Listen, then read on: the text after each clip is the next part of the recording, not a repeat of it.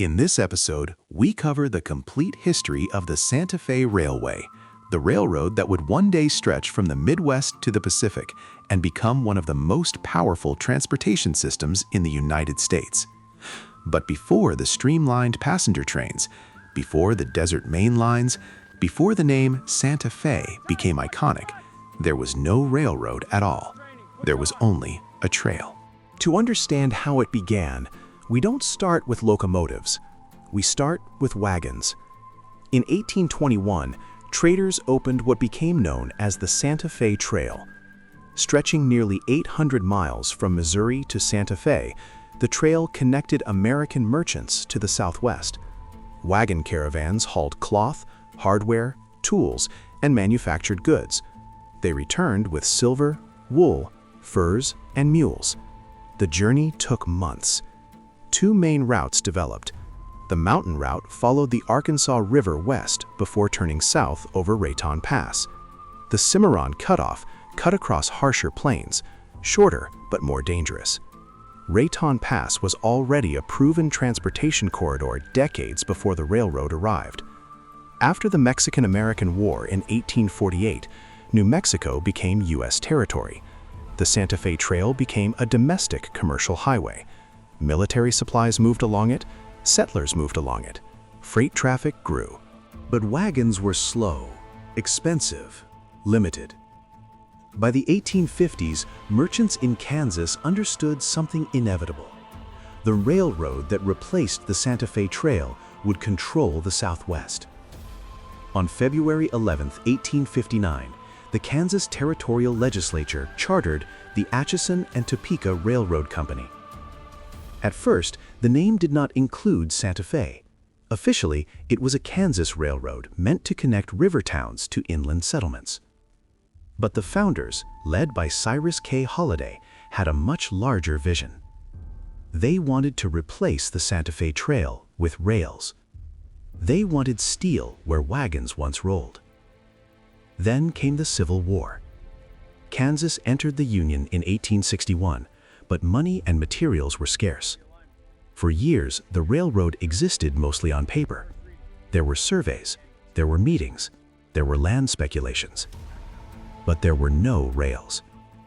Holliday knew private investment wouldn't be enough.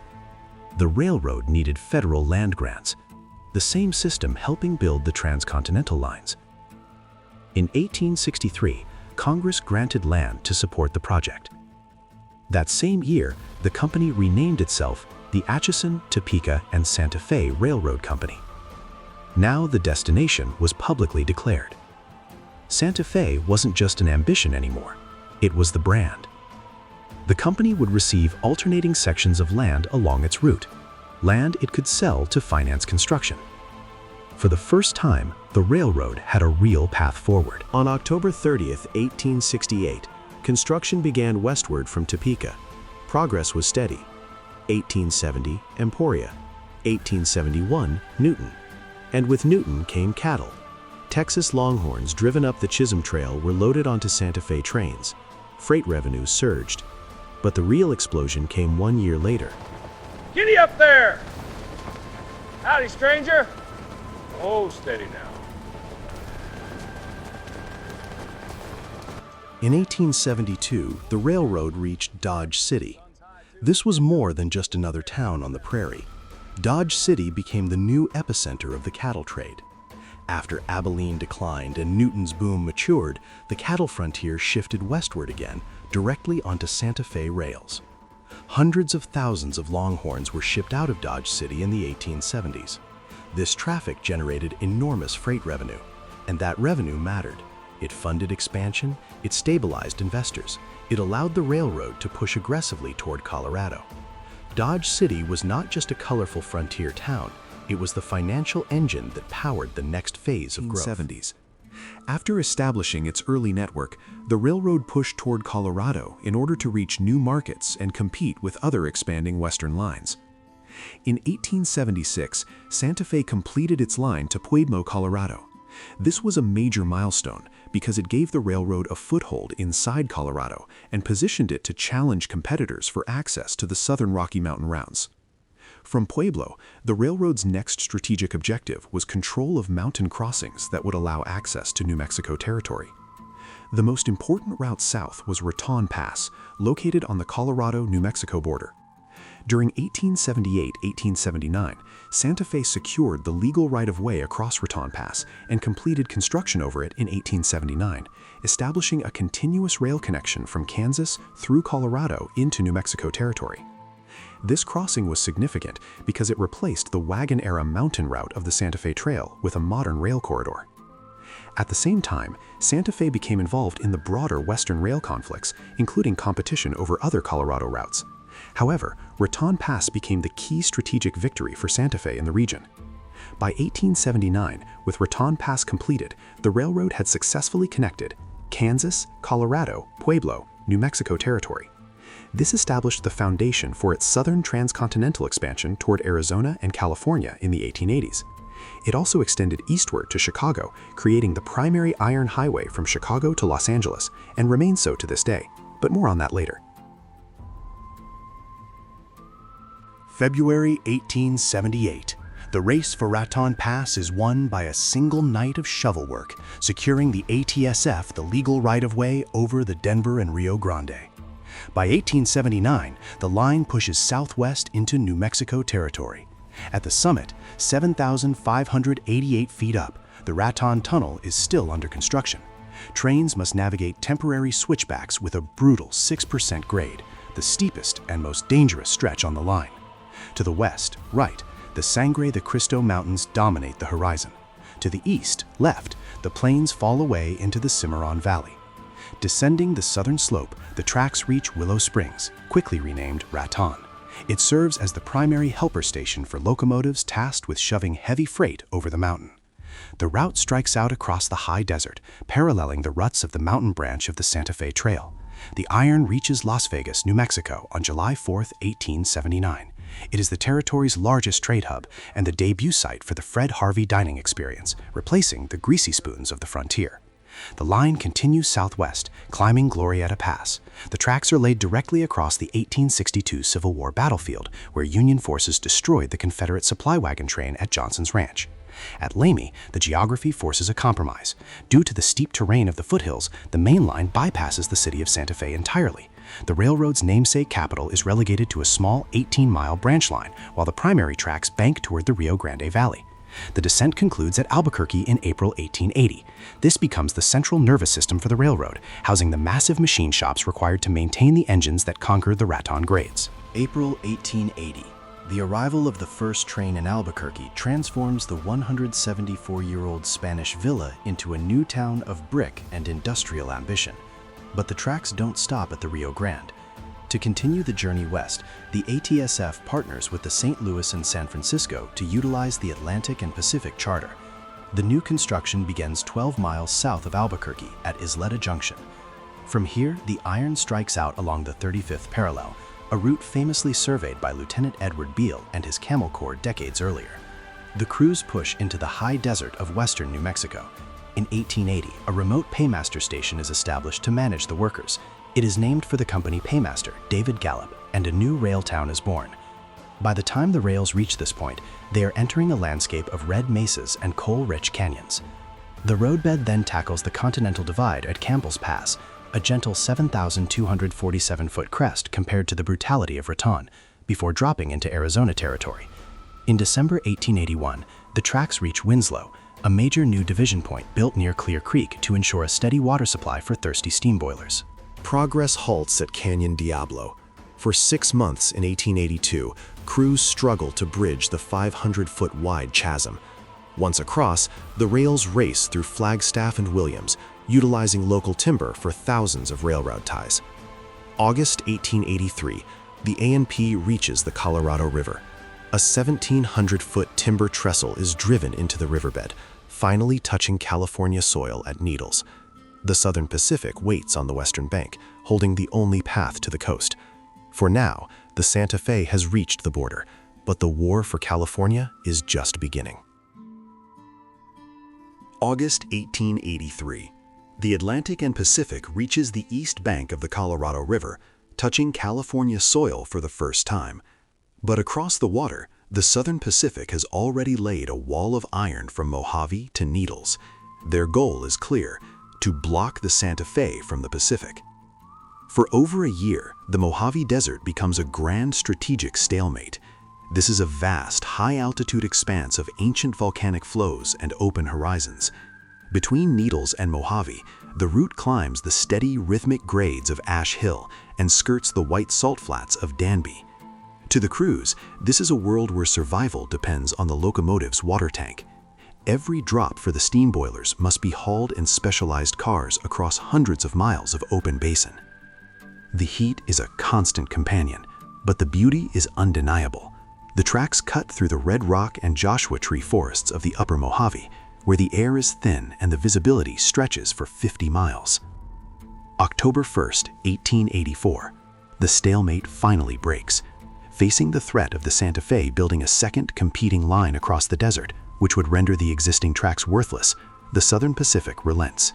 They agree to lease the 242-mile line from Needles to Mojave to the Atlantic and Pacific.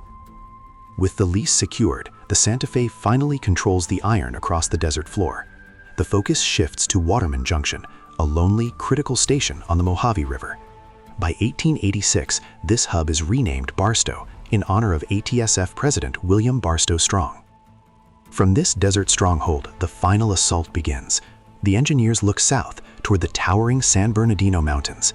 The only way to the coast is through the narrow, treacherous notch of Cajon Pass.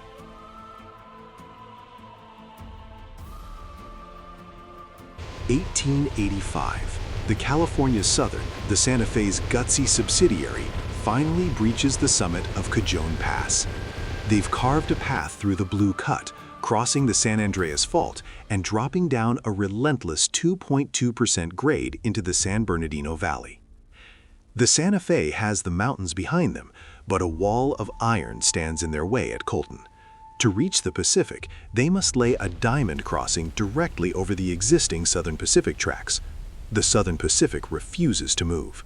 They hire Virgil Earp, the legendary lawman of Tombstone, as a special agent to hold the line.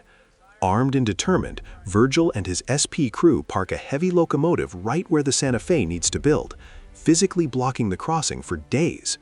The standoff only breaks when the governor of California intervenes with a court order.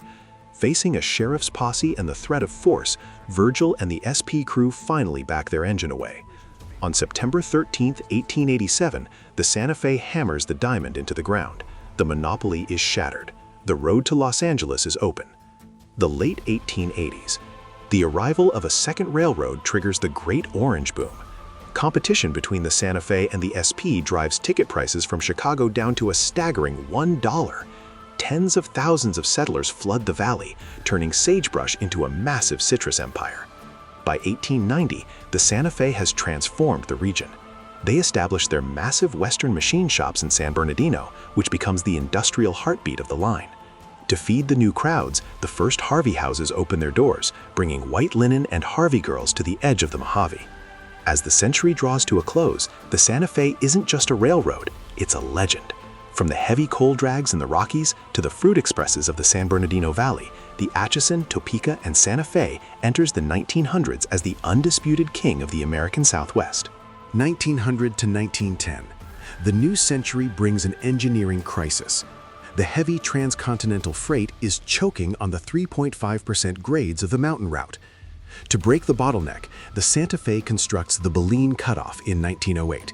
This 270-mile low-grade bypass through Abo Canyon drops the maximum climb to a manageable 0.6%. Almost overnight, the heavy freight shifts south, leaving the original route through Raton and Glorieta to be the high-speed stage for the railroad's prestigious passenger fleet. 1901. The Santa Fe strikes north from Williams, Arizona, completing a 64-mile branch line to the south rim of the Grand Canyon. To house the new flood of tourists, the railroad opens the El Tovar Hotel in 1905.